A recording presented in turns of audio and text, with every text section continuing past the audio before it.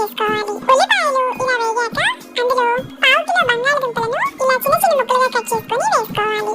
ఇప్పుడు టేస్ట్ కి తగినంత ఉప్పు, అర టీ స్పూన్ పసుపు వేసుకొని పసుపు ఉప్పు బంగాళదుంప ముక్కలకు పట్టేలా ఒకసారి బాగా కలుపుకోవాలి. ఇలా కలుపుకున్న తర్వాత మూత పెట్టి మధ్య మధ్యలో కలుపుతూ బంగాళదుంపను మగ్గనివ్వాలి. ఆలు ఈ విధంగా మగ్గిన తర్వాత ఒకసారి బాగా కలుపుకోవాలి. ఇప్పుడు ఒక టీ స్పూన్ కూరల్లో వేసుకునే కారం వేసుకొని మీడియం ఫ్లేమ్ లో 1 నిమిషం పాటు కలుపుకోవాలి. 1 నిమిషం తర్వాత ఆలు ఫ్రై మనకు ఈ విధంగా టేస్టీగా రెడీ అయిపోతుంది. ఇప్పుడు ఈ ఫ్రైను రసం, సాంబార్, అన్నంతో సర్వ్ చేసుకుంటే